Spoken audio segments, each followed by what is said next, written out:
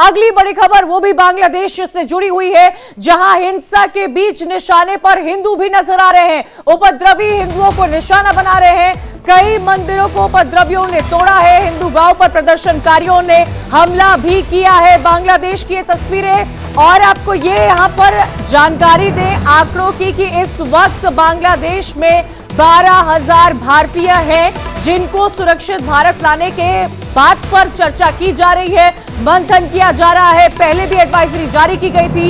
India की तरफ से सभी फ्लाइट्स और ट्रेन्स को बांग्लादेश के टुवर्ड्स सस्पेंड कर दिया गया है। इस बीच हिंदुओं को लेकर बांग्लादेश में हिंदुओं को लेकर बड़ी और अहम खबर इस वक्त आ रही है।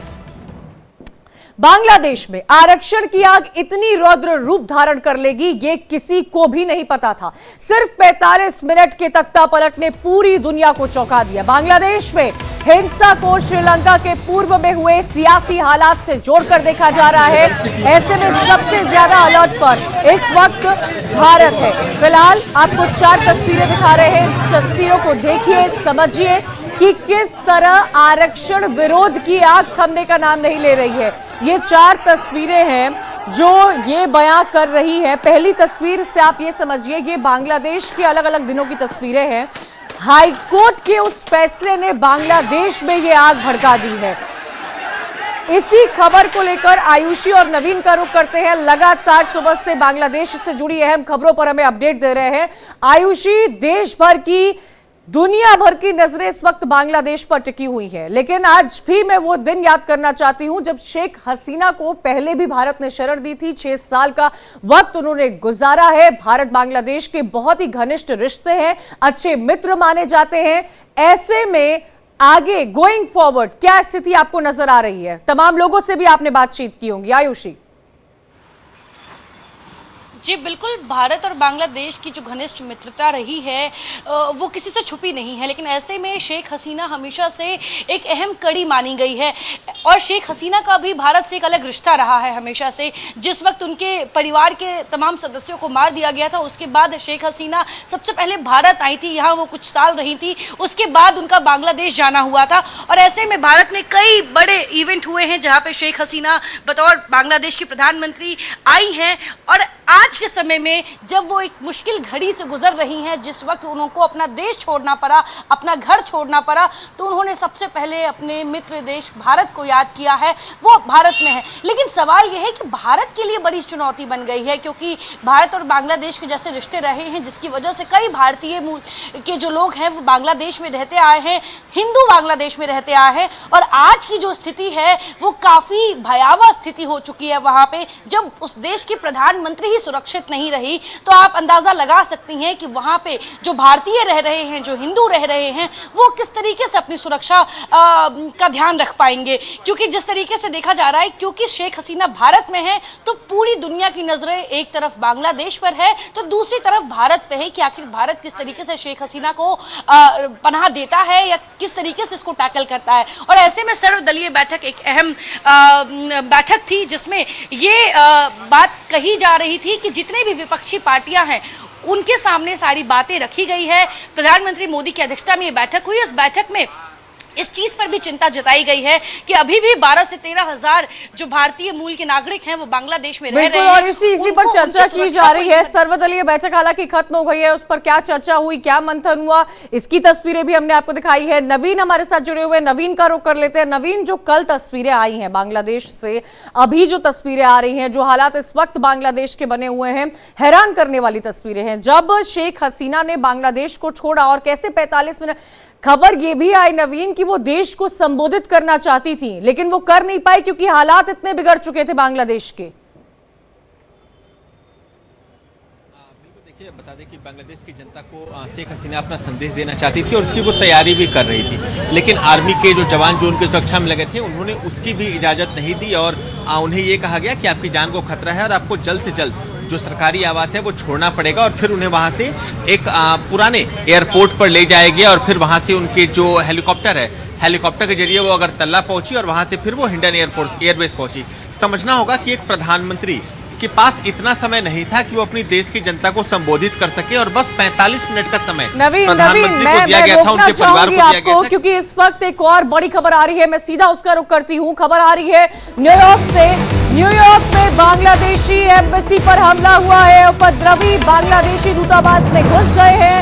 बांग्लादेश के वाणिज्य दूतावास पर यह हमला हुआ है। इस वक्त की बहुत बड़ी खबर यूनाइटेड स्टेट्स ऑफ अमेरिका से आ रही है, जहां पर बांग्लादेशी दूतावास पर हमला किया गया है।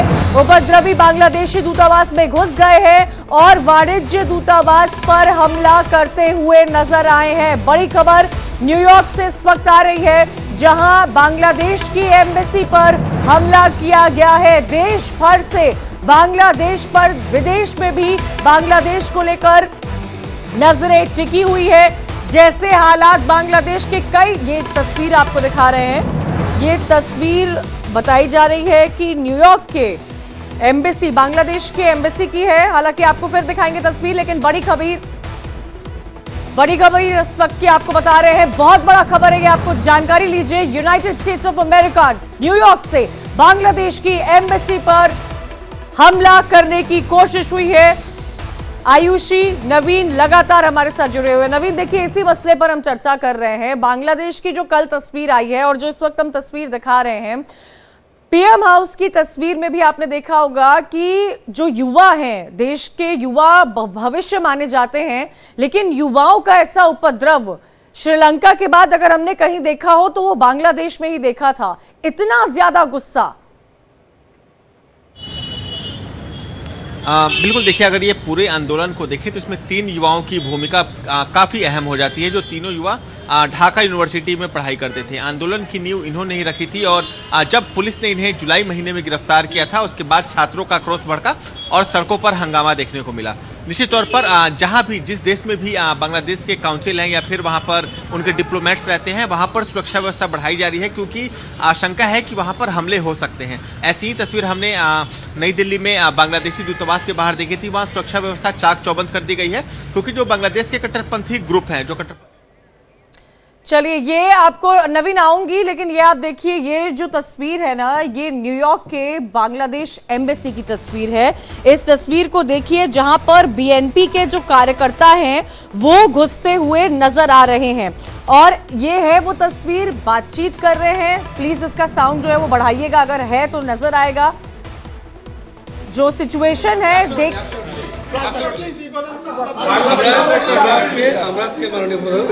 আগে সাবেক প্রধানমন্ত্রী বাংলাদেশি বাংলাদেশের চাকরি করেন সব নেবেন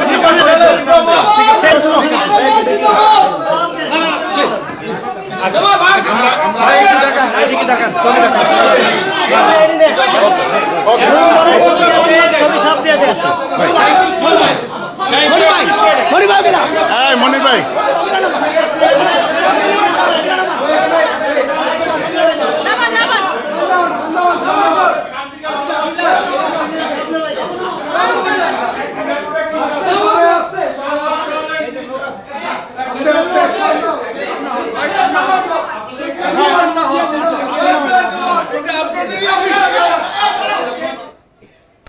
तो ये जो आप वीडियो देख रहे हैं, ये न्यूयॉर्क में बांग्लादेश की एम्बेसी का वीडियो है, जहां पर कई सारे बीएनपी के जो कार्यकर्ता है वो घुस गए हैं।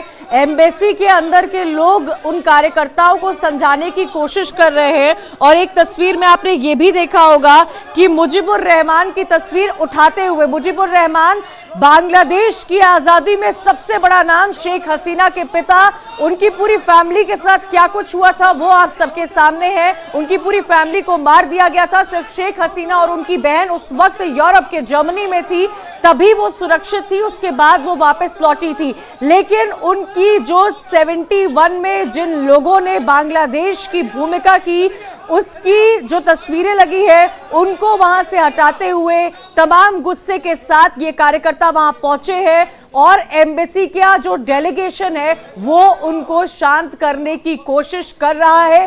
बांग्लादेश की अपनी राष्ट्रीय भाषा में उनसे बातचीत करते हुए, लेकिन इनके हाव भाव से ये साफ समझ में आ रहा है कि एम्बेसी की डेलीगेशन वहां पर हालात खराब ना हो इसको रोकने की कोशिश कर रहे हैं, गले मिलते हुए कि चीजें और बद से बदतर ना हो, कैसे चीजों को कंट्रोल किया जाए, ये डेलीगेशन वहां पर उन कार्यकर्ताओं के साथ वो करता हुआ नजर आ रहा है। न्यूयॉर्क में बांग्लादेश की एम्बेसी की ये तमाम तस्वीरें, जहां पर 71 में जब शेख मुजीबुर रहमान जो बांग्लादेश जब आजाद हुआ था भारत की मदद से, तो वहां के पहले पीएम बने थे, उनकी तस्वीर हटाई जा रही है, वो भी आप देख पा रहे हैं। जो देखिए ये जा रहे थे उनकी तस्वीर हटाने के लिए। ये देखिए ये जो तस्वीर आपने देखी है, ये मुजीबुर रहमान की तस्वीर है, शेख हसीना के पिता की तस्वीर है, जो बांग्लादेश के लिए, बांग्लादेश के फ्रीडम के लिए जिन्होंने एक लड़ाई लड़ी थी। कल उनकी कैसे जो उनका स्टैचू बना था बांग्लादेश में, उसको भी तोड़ा गया है, ये भी तस्वीर आपने देखी है। यूनाइटेड स्टेट्स ऑफ अमेरिका के सबसे बड़े और बेहतरीन शहर न्यूयॉर्क की तस्वीरें, बांग्लादेश के एम्बेसी की ये तस्वीरें देख रहे हैं, जहां पर एम्बेसी का डेलीगेशन माहौल को शांत कराने की कोशिश करता हुआ नजर आ रहा है। लेकिन ये तमाम बीएनपी के कार्यकर्ता है जो उस एम्बेसी में घुस आए हैं। और आपको बता दें, जब डिफेंस की बात की जाती है तो यूएस दुनिया भर में नंबर 1 पर आता है, लेकिन जब हालात बिगड़ते हैं किसी देश के, तो कोई भी डिफेंस, कोई भी सिक्योरिटी, कोई भी सुरक्षा क्या आम जनता के सामने ताकतवर नजर आती है, ये एक बड़ा सवाल खड़ा होता नजर आ रहा है। बांग्लादेश के एम्बेसी की न्यूयॉर्क में ये तस्वीरें, जहां पर तस्वीरों को हटाते हुए ये तमाम जो कार्यकर्ता है वो नजर आ रहे हैं। इसी के साथ एक छोटा सा ब्रेक, जल्द हाजिर होंगे, खबरें लगातार जारी है।